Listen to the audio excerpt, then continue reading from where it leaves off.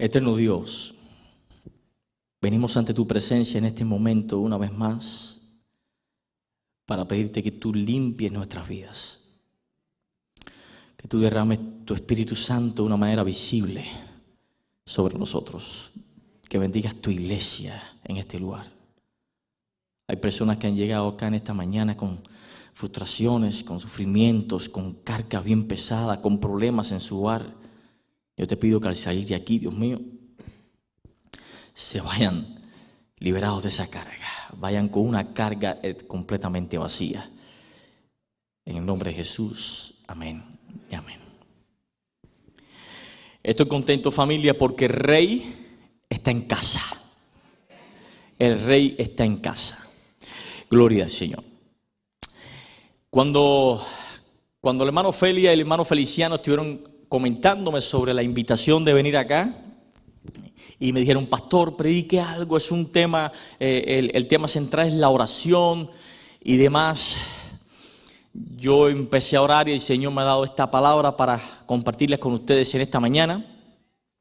Y más que con la oración, tiene que ver con nuestras vidas de oración. La oración es un elemento núcleo que de ella salen poderes increíbles. De modo que una vida sin oración se refleja y una vida con oración se refleja. Hace un tiempo, en alguna ocasión, estuvimos mi esposa y yo visitando el Ecuador.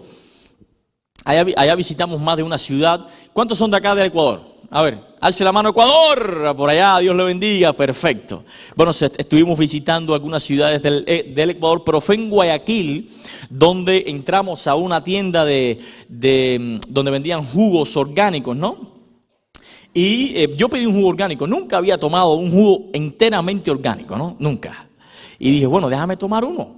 Mi esposa, como es doctora, está con eso de la dieta y qué sé yo, y está muy bien.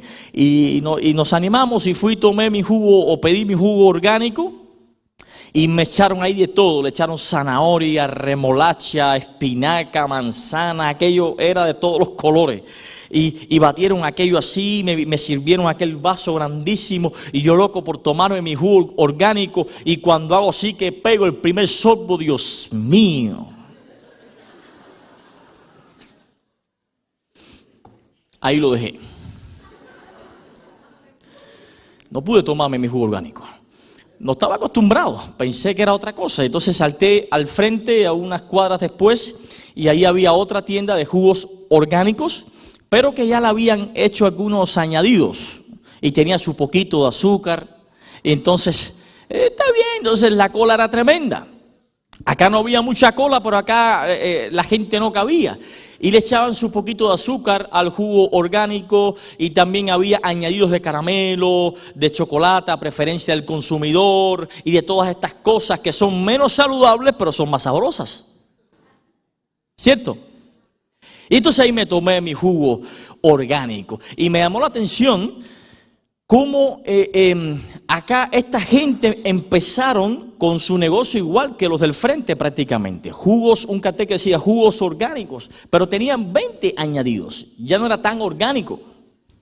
Se apartaron de su propósito inicial de vender jugos orgánicos, precisamente porque el negocio estaba yendo a la quiebra y nadie iba a comprar jugos orgánicos. Y comenzaron a brindar lo que la gente quería que se le añadiera a su jugo. Familia, el problema de los jugos orgánicos es que así de primera no saben bien, pero hay que irlo tomando poco a poco y su paladar se va acostumbrando hasta que le encuentra el verdadero sabor a la fruta, a la verdura, ¿no? Pero en el proceso prácticamente tienes que obligarte a tomarlo hasta que llegas a la cúspide esa del sabor. No pasa así con lo otro, ¿no? Que le añade. Lo mismo pasa con las papas. No es lo mismo comerse una papa o una fresa normal que comerse unas friticas de papa de las que venden allí, ahí en la tienda. Tienen edulcorante, tienen potencializador del sabor. Entonces sabe mucho más rico que lo natural. Y eso le encanta a la gente. Y resulta que lo mismo... Este mismo cuadro está sucediendo en la experiencia espiritual de la iglesia de Cristo en estos días. Si en un pasado era atractiva una iglesia que buscara únicamente el rostro de Dios, ya con el paso del tiempo ya no es tan atractivo venir a la iglesia buscando solamente el rostro de Dios. ¿El por qué? Porque con el tiempo se le han ido dando añadidos a la experiencia espiritual en nuestra iglesia que ya distan mucho del propósito original.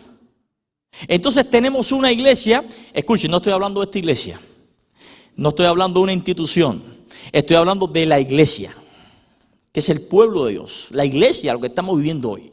Esta experiencia puede ajustarse a cualquier congregación, pero es lo que he visto en mi experiencia espiritual. Entonces, hemos ido conformando un menú de acuerdo a las exigencias o a las expectativas del consumidor y no hemos ido conformando un menú espiritual de acuerdo a las exigencias y a las expectativas de Dios para el consumidor. Entonces, como resultado, tenemos una iglesia repleta de edulcorantes, que dista mucho de una iglesia orgánica, como la iglesia orgánica del primer siglo. Una iglesia que se reunían en las casas para buscar únicamente el rostro de Dios. Pero hoy si decimos, venga, vamos a buscar el rostro de Dios, muy poca gente viene. Entonces nos volvemos locos inventando 40 ministerios. Y ministerio para esto, ministerio para lo otro, y entonces festivales de las pupusas, festivales de los burritos, y eso está bien, todas las actividades, yo no estoy en contra de las actividades, está bien las actividades, pero si basamos nuestra experiencia eclesiástica, nuestra experiencia espiritual en la iglesia, la basamos en las actividades para atraer a la gente y no en experiencia con Dios, entonces estamos frente a un grave peligro, a un grave peligro. Venimos a esta iglesia a no entretenernos. Venimos a esta iglesia a buscar el rostro de Dios. Es la única manera de poder llegar al cielo. Conociendo al Rey de Reyes y Señor de Señores. Teniendo en cuenta que el Rey está en casa. Sin embargo, la iglesia se nos llena cuando planeamos tremendas actividades. Oh, no cabe nadie, qué éxito, qué éxito. Pero cuando programamos al viernes siguiente una vigilia, a veces hasta ni el organizador llega.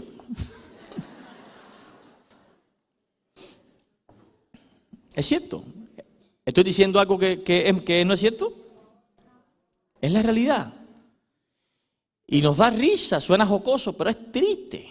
A Dios le duele ver cómo su pueblo lo pone no en segundo lugar, ojalá lo pusiera en segundo lugar, lo pone en el último lugar de su lista de prioridades. Entonces ponemos delante de Dios, que es nuestra prioridad, todas las urgencias posibles. Todas las urgencias posibles. Enterramos la prioridad que es Dios sobre una montaña de urgencias que son cosas que aparecen en nuestra vida. Y entonces Dios puede esperar, Dios lo va a entender, Dios puede, pero realmente tiene que ser a la inversa. Porque no estamos aquí para hacernos millonarios, no estamos aquí para hacernos con 17 títulos, todo eso está bien, todo es bueno, en justa medida y razón, pero estamos aquí para vivir vidas que agraden al Rey de Reyes y Señor de Señores, Jehová eterno.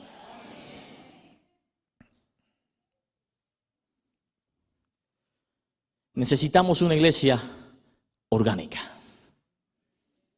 una iglesia orgánica. Una iglesia que lo único que le preocupe de verdad es ver el rostro de Dios. Sin esa iglesia, el remanente se va a ir reduciendo poco a poco. Y cada vez que pasen los años, será menos. Me gustó mucho la reflexión que tuvo la hermana acá hace unos minutos respecto a las señales del fin del tiempo. Y es real. Ya se sienten los pasos del que ha de venir. Ya se sienten. Las profecías se han ido cumpliendo una por una lentamente. Y otras cuando menos lo esperamos se están cumpliendo en nuestras narices y no lo vemos. Solamente viendo en Mateo 24 dice que habrá peste, señores. Ha habido un incremento de enfermedades desde el siglo I hasta la fecha increíble y notable. Los 5 continentes están envueltos en enfermedades y epidemias constantemente. Mateo 24 habla de guerras y rumores de guerras. Los 5 continentes están sumergidos en guerras y en rumores de guerras y amenazas. Si te metes, verás lo que vamos a hacer. Ahora mismo estamos viendo, siendo expectantes de 2 guerras tristes. Israel contra Pakistán, contra Palestina, y Rusia contra Ucrania, y por allá por África también tenemos a varios grupos somalíes. Persecución hay en todos los continentes, se están sumergidos en graves persecuciones. El hambre. América Latina se espera que ahora el próximo año arribe a un aumento nunca visto en los últimos 20 años de nivel de pobreza, a un 12,5%. Esto es altamente preocupante porque América Latina es la que produce el 14% del alimento a nivel mundial y se está sumergiendo en la miseria. Las profecías se están cumpliendo. Cristo está viniendo ya.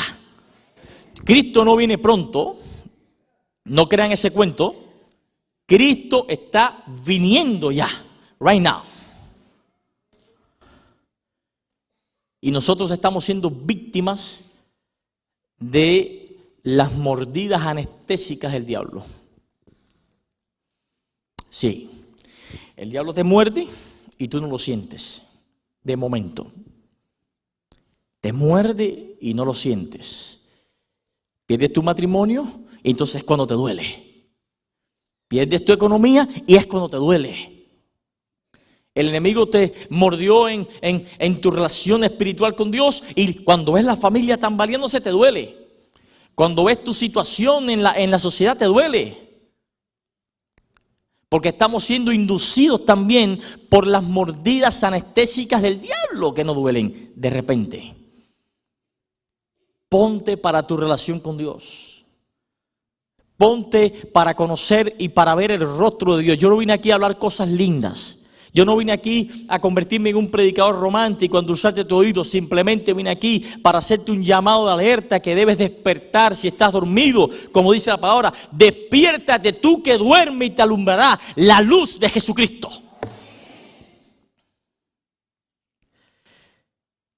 A Jesús le pasó algo similar. No que se enfrió, sino que la iglesia se le quedó vacía. Y usted dirá, pastor, no estoy fumando nada, estoy leyendo la Biblia. A Jesús se le quedó la iglesia vacía al final de su ministerio terrenal. Sí. Cuando llegó el momento cero, la hora de mostrar la fe de verdad, cuando llegó el momento de ver quiénes son los que estaban allí de verdad por Jesús solamente, Jesús se quedó solo ahí en la cruz. Todo el mundo se fue. ¿Dónde estaban aquellos miles que unos capítulos antes fueron alimentados con aquella fiesta del pan y de los peces que fueron multiplicados? ¿Dónde estaban? ¿Dónde estaban aquellos miles que le dieron el recibimiento a su pastor entrando por Jerusalén con ramas y qué sé yo, y danzas y aplausos y gloria a Dios, Hosana, el Hijo de David? Eran miles allí en Jerusalén. ¿Dónde estaban? ¿Dónde? ¿Dónde estaban aquellos que participaron de las, digámoslo así, de las corridas de sanidad? De milagros, ¿dónde estaban? Que fueron sanados y vieron resucitar muertos, vieron a ciegos de nacimiento recobrar su vista, vieron a paralíticos de décadas caminar, vieron leprosos sanarse. ¿Dónde estaban? Ni los mismos sanados estaban allí. Entonces, en el momento cero, cuando el pastor de los pastores estaba predicando su mejor sermón de la historia, en el púlpito que solo usó él para predicar, la cruz, solo había eso. Habían soldados con espadas y con lanzas, había olor a sangre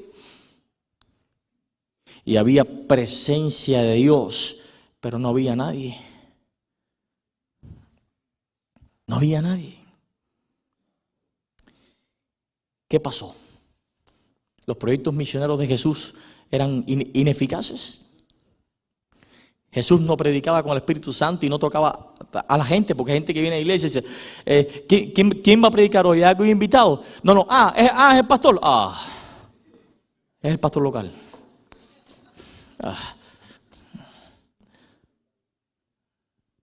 A mi pastor no me llega como predica. No lo veo como el Espíritu Santo.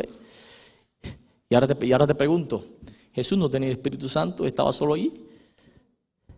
Pedro y Pablo Silas cuando iban a las sinagogas y predicaban y los botaban y no querían escucharlos y los apaleaban, ¿no tenían el Espíritu Santo?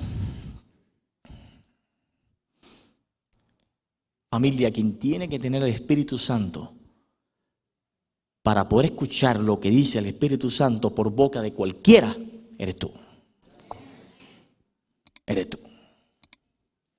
Preocúpate por una relación tan cercana a Dios que puedas ver el rostro de Dios.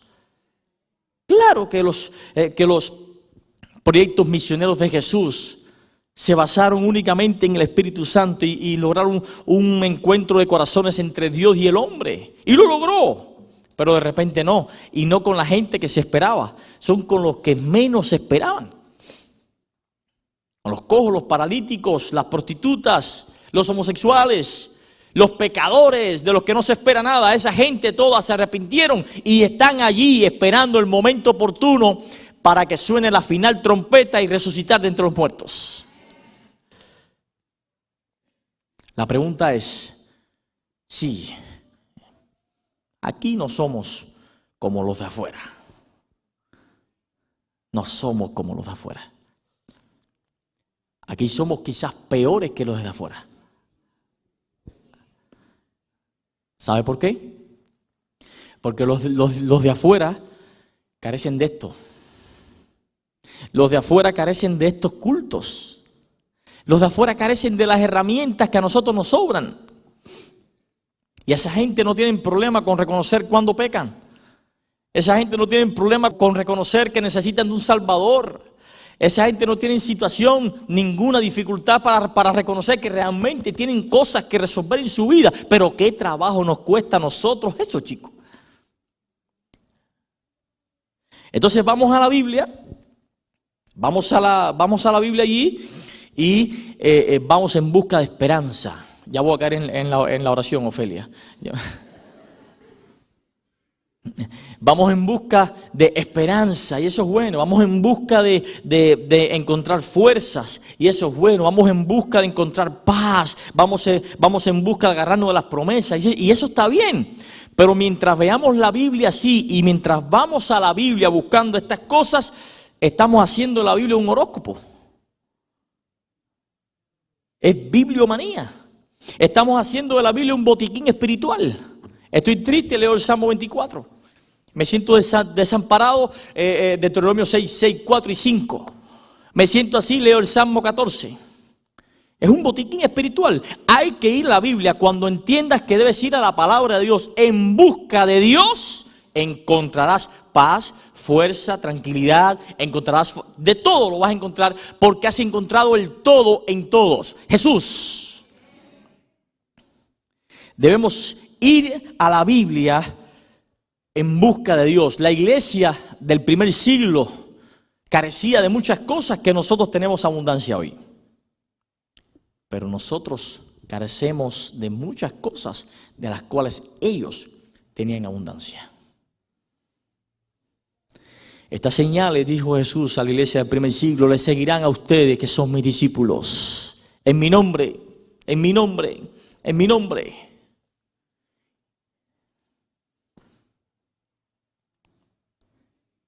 ¿En nombre de quién estamos haciendo las cosas? Ahora, ¿qué necesita una iglesia para ser altamente fructífera? Ahí voy. Y se encuentra, vamos todos con la Biblia allí, si la tienes en el celular igual, vamos a primera carta a los Tesalonicenses, capítulo 1, versículo a partir del 6.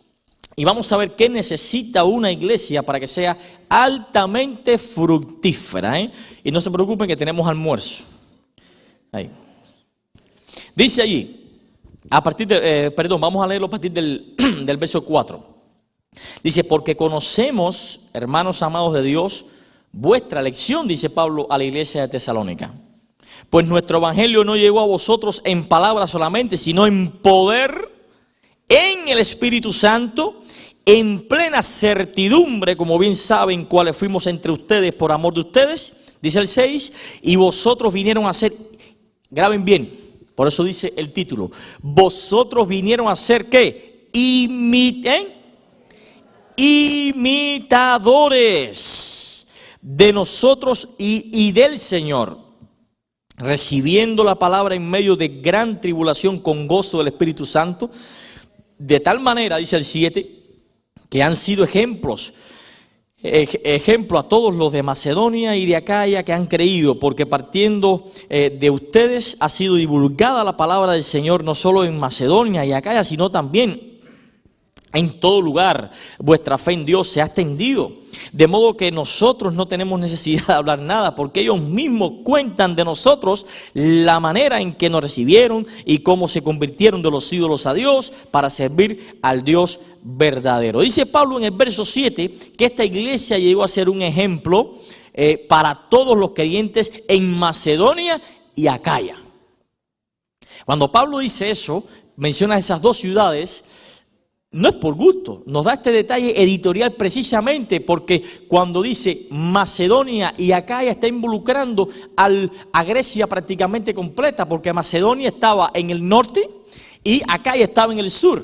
Entonces estas dos ciudades tenían conexión directa con otras ciudades importantes como la iglesia de Filipo, la iglesia de Atenas, la iglesia de Corintio. Entonces, Tesalónica también, que era una ciudad muy importante, era la capital de Macedonia.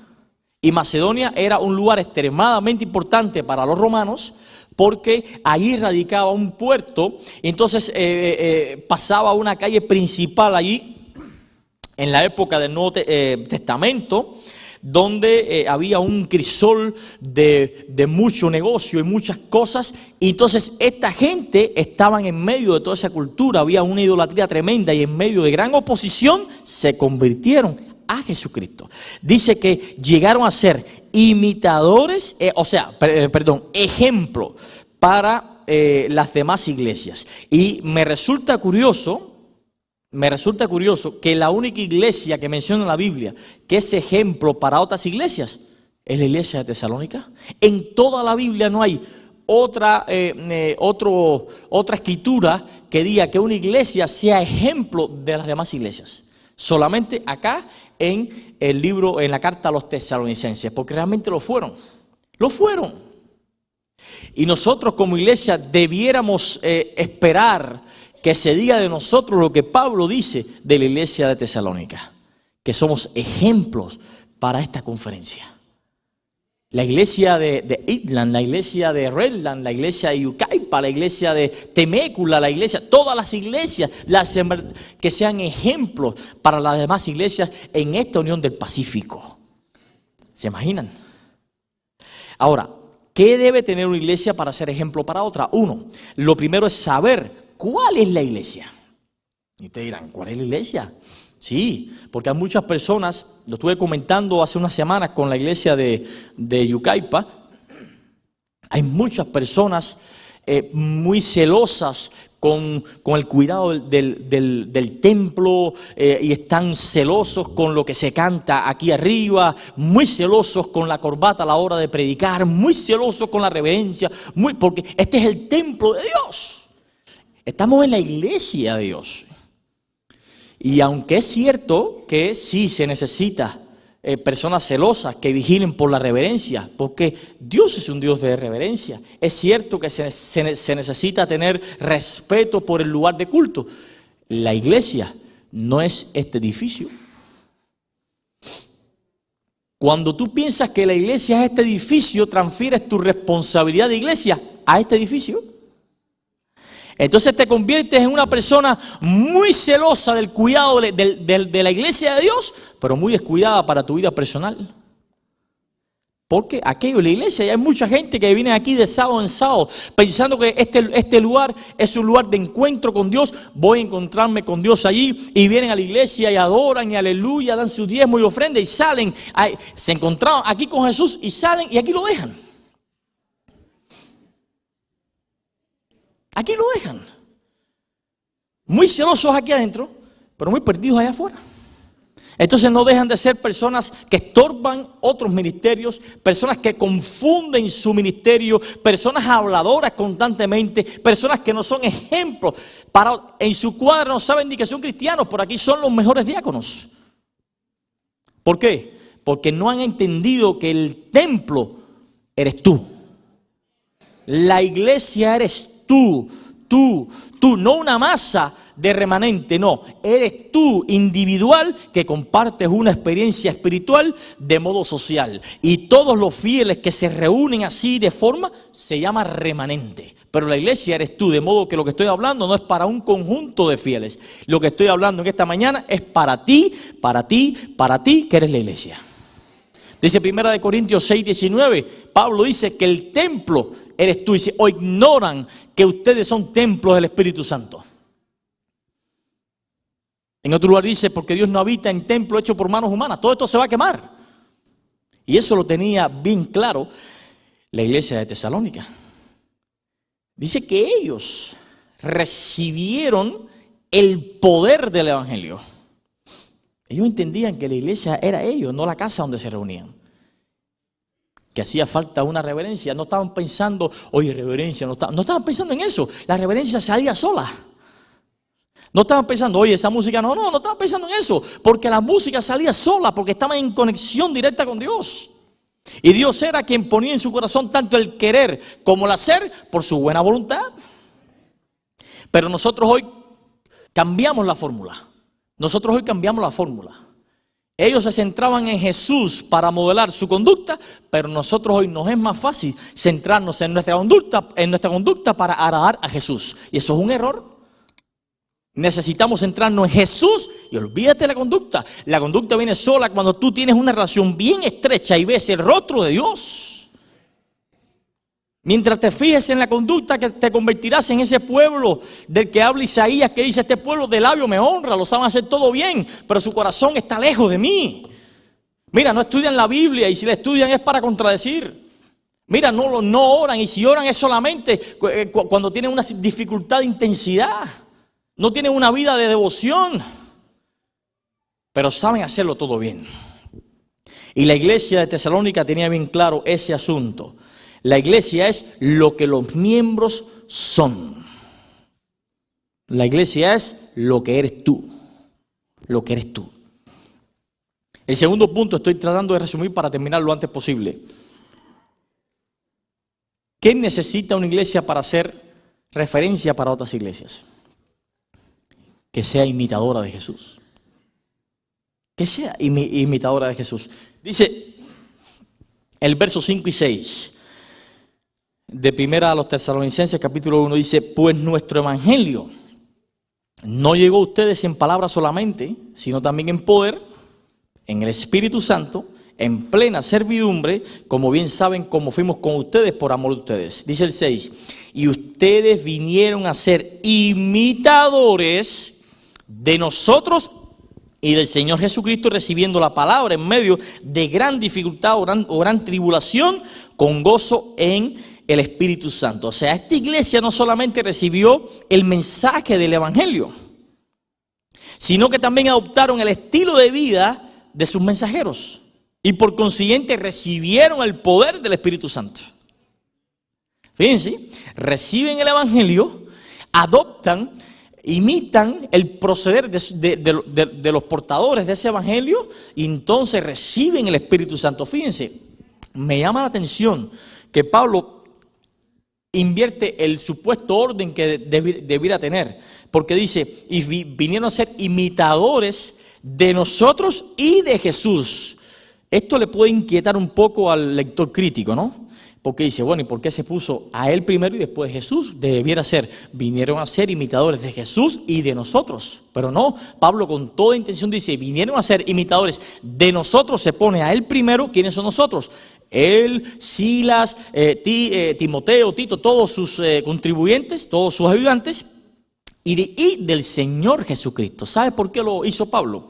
Precisamente porque los imitadores, los que reciben el Evangelio, los que son nuevos en la fe, adoptan el estilo de vida o imitan, ven a Cristo a través de sus discipuladores, de sus maestros. No se trata de darles mensaje y dejarlos allí, se trata de modelar una vida, eso se llama discipulado. Entonces nosotros nos sumergimos en 20 herramientas que son efectivas. Yo no digo que no, estoy de acuerdo, pero miren cómo esto. Ponemos la lupa en todas las herramientas, los 20 estudios bíblicos, después estudio de confirmación, después y eso no modela vidas. Eso da conocimiento proposicional acá en la cabeza, da ortodoxia, pero no da ortopraxis. Ese hombre, esa mujer, lo que necesita es una gente que le dé un ejemplo de cómo vivir un verdadero cristianismo.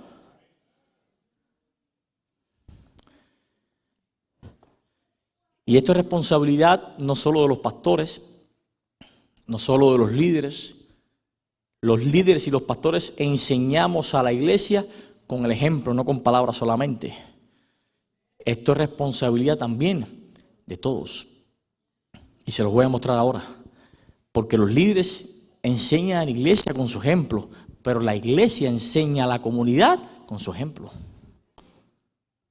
Dice Juan, primera de Juan 3, 18, dice, no amemos de palabra o de lengua, sino con hechos y de verdad. Uno de los padres de la iglesia, Tomás de Aquino, dijo, predica todo el tiempo y si te es muy necesario, habla. Predica todo el tiempo y si te es muy necesario, mira, habla. El ejemplo es muy importante. El ejemplo es muy importante. Y Pablo dice en 1 Corintios 4, 16 y 11, 1, dice, sean imitadores de mí como yo lo soy de Cristo. Gloria al Señor. Dice en 1 de Timoteo 4:12, ninguno tenga en poco tu juventud, sino sé ejemplo de los creyentes en palabra, en conducta, en amor, en espíritu, en fe y en pureza. No dice que tengamos todas estas cosas, no. Se espera que tenga todas esas cosas, no somos cristianos. Entonces tenemos que tener buena conducta, nace de nosotros el amor y todas estas cosas y la prudencia. No, pero Pablo dice que seamos ejemplos en todas estas cosas. Y el escenario perfecto para ser ejemplo de todas estas cosas, ¿sabes cuál es? La crisis. El problema. Aquí todo el mundo nos llevamos bien ahora, pero ¿qué pasa en una junta? Cuando vienen las elecciones, ¿qué pasa? Cuando un hermanito se levantó y empezó a hablar cosas que no son de ti, ¿qué pasa? Cuando una persona te hace algo que no te gustó, ¿qué pasa? Dale ejemplo de amor, dale ejemplo de conducta, dale ejemplo de prudencia, de pureza, de fe, de Espíritu Santo. Ese es el momento, aprovéchalo. Dice Jesús, en esto el mundo conocerán que todos ustedes son mis discípulos, en que se amen unos. ¿Usted quiere saber quién no es discípulo de Jesús? Quien no muestra amor. Ese es un impostor. Estoy hablando palabras fuertes, les pido perdón. Pero predicar media verdad es peor que predicar ninguna. Dice Pablo también en Tito 2, del 1 al 8, pero tú habla lo que está de acuerdo con la sana doctrina. Que los ancianos sean sobrios, serios, prudentes, sanos en la fe, en amor, en paciencia. Las ancianas asimismo sean reverentes en su porte, no calumniadoras, no esclavas del vino, maestras del bien, que enseñen a las mujeres jóvenes a amar a sus maridos, a amar a sus hijos, Verso 5, a ser prudentes, castas, cuidadosas de su casa, buenas, sujetas a sus maridos, para que la palabra de Dios no sea blasfemada. Exhorta a sí mismo a los jóvenes a que sean prudentes, presentándote tú en todo como ejemplo de buenas obras. En la enseñanza mostrando integridad, seriedad, palabra sana e irreprochable, de modo que el adversario se avergüence y no tenga nada malo que decir de vosotros. Fíjense, aquí Pablo hace un ejercicio, estoy leyendo acá en el verso, un ejercicio de inclusión tremendo, donde muestra que no es una cuestión exclusiva para pastores y para líderes, es para todo el mundo. Dice ancianas, ancianos, mujeres jóvenes, jóvenes, todo el mundo, aquí todo el mundo estamos involucrados. De esta sopa tiene que tomar todo el mundo.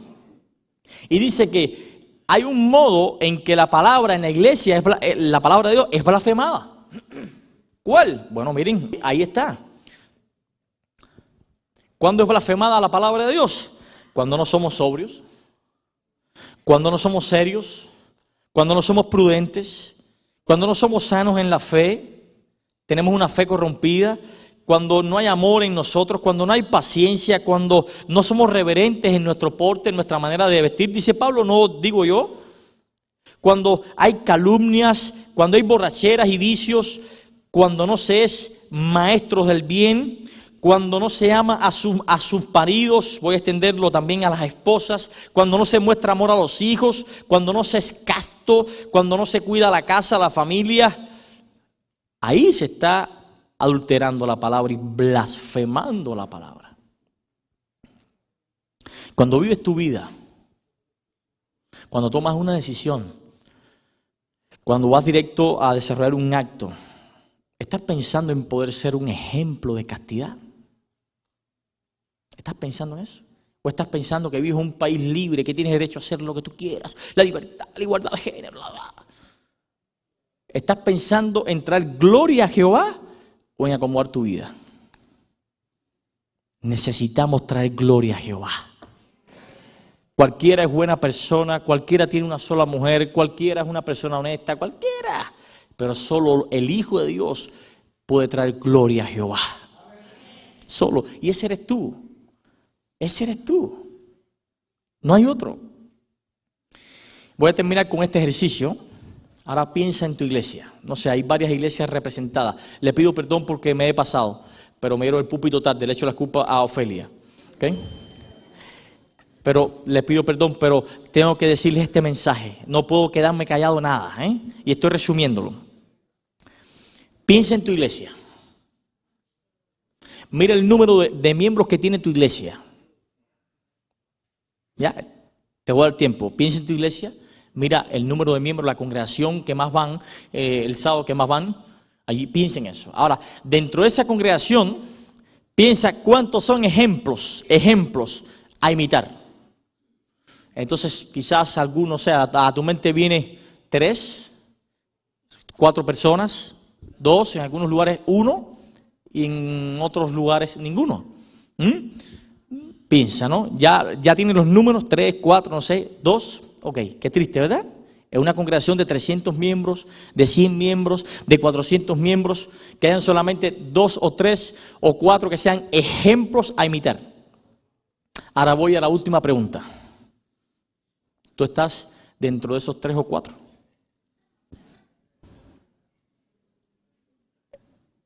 ¿Tú estás allí? ¿Realmente tú te consideras un cristiano cabal como para ser ejemplo para toda la iglesia? Y poder pararte aquí y decir, hermanos míos, imítenme a mí como yo imito a Cristo. La iglesia de Tesalónica tenía eso bien claro. La iglesia de Tesalónica no era uno solo quien era digno de imitar, 2 no, todos eran dignos de imitar. Una iglesia al unísono, 100% digna de imitación. Tanto que dice el mismo Pablo en el texto que cuando él llegaba a otra ciudad a hablar, miren, de los hermanos de Tesalónica, decía, no, tranquilo, ya sabemos todo lo que está pasando allá. Eran famosos, eran tremendos influencers. Si hubiesen redes sociales en los tiempos aquellos, imagino que tenían cientos de miles de likes en sus predicaciones. en los cultos en vivo no cabía la gente virtualmente. 2 millones de vistas en menos de un fin de semana. Todos eran dignos de imitar. Ahora, ¿tú eres digno de imitar? Otra pregunta, y ya con esto termino esta sección de preguntas. Si esta iglesia te imitara a ti, ¿cómo fuera la iglesia? Piensa. Si esta iglesia te imitara a ti, ¿cómo fuera tu iglesia? Las respuestas que le des a estas preguntas te dan la medida de en qué nivel estás en tu estado espiritual. Y esto nos puede provocar risa en algún momento, pero es algo muy serio. Porque está en juego tu vida. Está en juego la vida incluso de tu casa. Porque tú eres ejemplo, eres, digamos, alguien está a la expectativa de lo que haces para extraer de ti enseñanzas, lo que tú no sabes quién es. Y muestra tu nivel de gratitud o de ingratitud. Cuando digo que seamos ejemplos de imitar, no digo que seamos perfectos, aunque Jesús dice en Mateo 5, dice, sean perfectos como vuestro Padre es perfecto.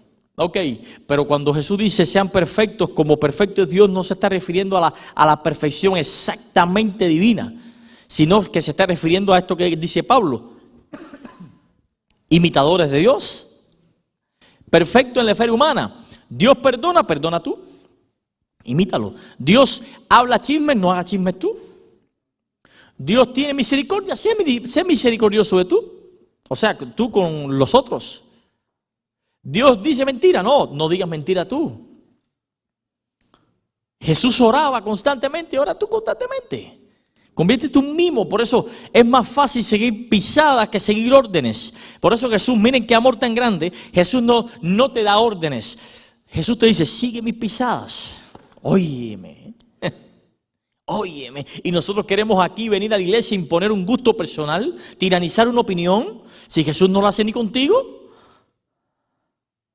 Sigue mis pisadas, es lo que dice Jesús. Y cuando te puedes convertir en un ejemplo a imitar, incluso cuando has caído. Y tú dirás, pastor, sí. El modo en que reacciones frente a la corrección ante una caída te puede identificar como una persona digna de imitar o no. Te lo demuestro. David cayó en pecado.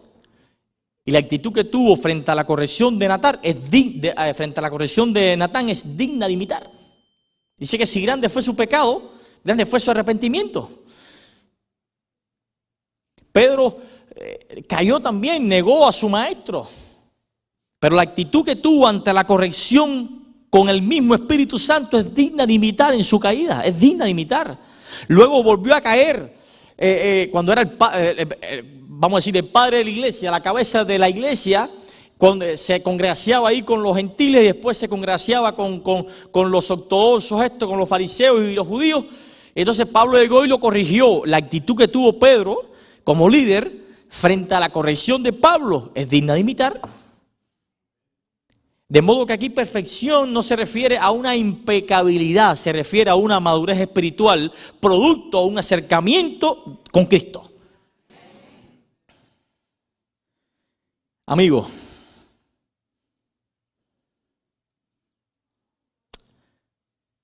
una iglesia, y este es mi último punto en la tarde ya, una iglesia que es digna de imitar, se relaciona con Dios. Se relaciona con Dios. La iglesia de Tesalónica era especialista en esto. Tenía una relación con Dios tremenda. Y esto provocaba que las relaciones interpersonales entre ellos mismos fluyera de forma saludable.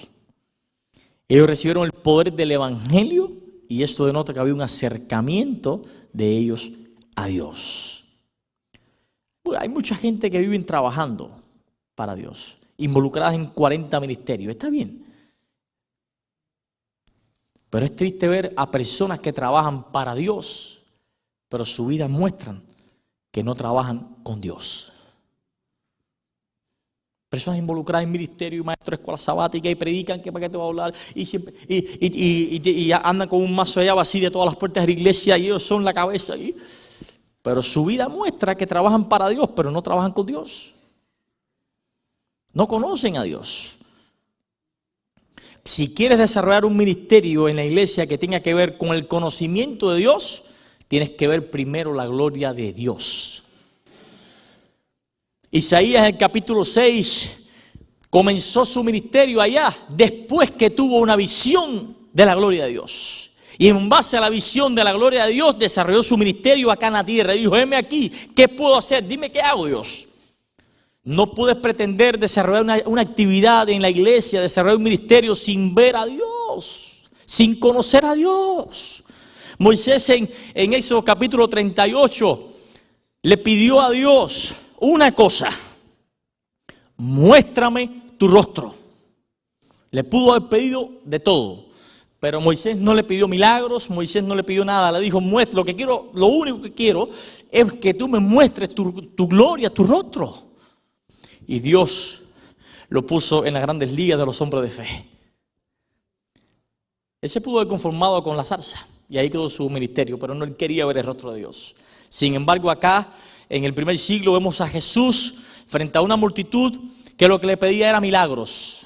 Le pedía señales y Jesús dijo, ¿ustedes quieren señales? Pues no se las doy. ¿Ven el contraste? Los milagros no salvan a nadie. Mucha gente viene a la iglesia, reciben su milagro y se van y nunca pisan la iglesia otra vez. Lo único que transforma vida es conocer a Dios, ser un imitador de Dios. Eso es lo único que transforma vidas. Y el núcleo, y ahí voy con mi hermano Ofelia, el núcleo de una vida transformada, el núcleo que muestra que una persona realmente está comprometida con Dios, es el tiempo que pasa en oración. Cualquiera predica con un poco de exégesis bíblica, un poco de hermenéutica, un poco de oratoria, de homilética, prepara y un poco de elocuencia, te paras aquí y tiras un sermón que dices a la gente, pero no transforma a nadie, a menos que el Espíritu te use aunque no estés con él, porque Dios usa a quien quiera. Cualquiera puede predicar. Yo he conocido a personas que han predicado sermones espectaculares y lo que predican aquí no se parece en nada a lo que viven ellos. Cualquiera predica. Cualquiera sale a la calle con tremendo fervor misionero y predica en las calles y reparte tratado y se meten en la... Cualquiera que puede hacerlo. Conozco gente que hacen eso y tienen una vida destrozada. Cualquiera lee la Biblia. Cualquiera pasa 2, 3 horas leyendo la Biblia. Cualquiera. Pero solo un hijo de Dios pasa tiempo con Dios en oración. Hay personas que leen la Biblia y son ateos. Nosotros mismos que estamos dentro del pueblo de Dios podemos estar 2 horas leyendo la Biblia. Pero ¿cuántos pueden estar 2 horas orando? Y ese es el núcleo. Jesús dijo en Lucas 18:1, dijo, esta es la importancia de esta parábola, la importancia de orar todo el tiempo y sin desmayar. Y si Él que era Jesús lo dijo, ¿por qué tú y yo no lo hacemos? Necesitamos una vida libre de edulcorantes espirituales. Necesitamos una vida espiritual orgánica para lograr una iglesia, una comunidad de fieles orgánica, donde lo único que venimos a buscar en este lugar es el rostro de Dios. Y entonces cuando estemos así buscando, procurando el rostro de Dios, nada nos va a separar. No hay comentario que me haga irme de aquí. No hay mirada así retorcida que me haga irme de aquí. No hay una acción que me haga separarme de este lugar porque yo vine a buscar el rostro de Dios. Yo no vine a buscar aceptación, yo no vine a entretenerme, yo vine a buscar a Dios. Pastor, sí, pero mire cuánta gente se bautizaron en esta campaña que hicimos, no sé cuántas cosas. Gloria a Dios. ¿Cuántos quedan de los que se bautizaron? ¿Cuántos quedan? Estamos experimentando un reavivamiento en microondas, en microwave. no un reavivamiento en el fuego de Dios. Y los reavivamientos se enfrían rápidamente, porque el fuego no desciende al altar si en el altar no hay nada. Tenemos que ponernos a nosotros como ofrenda viva, holocausto vivo, dice David, para que el fuego del cielo descienda. Yo quiero ver las manos de las personas que quieren decirle a Dios: Dios mío, hasta aquí no he sido un ejemplo de fe para nadie. Hasta aquí no he sido un ejemplo de oración para nadie. Pero yo quiero comprometerme contigo, con la fuerza del Espíritu Santo, para que a partir de este momento yo procure una vida de adoración, una vida de búsqueda de tu rostro, porque lo único que quiero, una cosa quiero, es ver tu rostro. ¿Hay alguien que en esta mañana que quiere decirle eso? ¿Puedes ponerte de pie para orar por ti? Dios quiere un pueblo santo, un pueblo lleno de su Espíritu Santo, un pueblo comprometido. Y no ver a Jesús como una hermenéutica apropiada, una exégesis correcta, sino como un estilo de vida. Un Dios a quien adorar. Santo Padre, te damos las gracias porque en esta mañana hemos sentido tu aletear, el aletear del Espíritu Santo. Hemos oído palabra tuya tocando nuestros corazones. Te pedimos humildad, Dios mío. Te pedimos humildad. Queremos ver tu rostro, nada más que eso. Y por favor, si hay alguien en esta congregación que está pensando: wow, qué lástima que fulano no vino, este sermón era para él, quítale ese veneno mental y hazle entender que este sermón es para él que vino, no es para el que no vino. Ayúdanos a ser más espirituales, ayúdanos a estar más comprometidos contigo, a no ser hipócritas, a ser cristianos de verdad y a entender que nosotros tenemos la necesidad de ser ejemplos para otros, porque de esto depende nuestra vida eterna, de las decisiones que tomemos. Sí, somos salvos por tu gracia, pero ¿cómo mostramos esa salvación? ¿Viviendo como nos da la gana? ¿Viviendo como queremos? Mostramos esa salvación adorándote en espíritu y en verdad y viviendo una vida como tú quieres que la vivamos, en tu libertad y no en las libertades que nos da este mundo.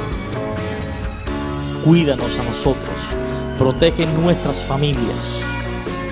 Hay matrimonios en situación, hay familias en nubes grises, hay personas con áreas grises dentro de sí, personas con dificultades, con sufrimientos, con ansiedad. En esta mañana yo te pido que hasta estas personas llegue tu accionar también y que vean en la oración la herramienta efectiva que es para vencer todas sus dificultades. Y si las cosas alrededor nuestro no cambian de repente en el momento que esperamos, ayúdanos a que cambie lo principal, que cambiemos nosotros mismos por dentro. Bendice todas las iglesias que están representadas en este lugar en este momento. Llénalas a todas de tu Espíritu Santo, que ese es tu deseo, y permite que cada uno de nosotros seamos un núcleo de ejemplo para nuestra congregación. En el nombre poderosísimo de Jesús pedimos estas cosas y esta iglesia lo cree y dice fuerte: amén. Que Dios te bendiga y te abrigue siempre. Tienes lo que la Biblia dice que tienes. Puedes hacer lo que la Biblia dice que puedes hacer. Y nos vemos en el reino de los cielos. Que Dios te bendiga.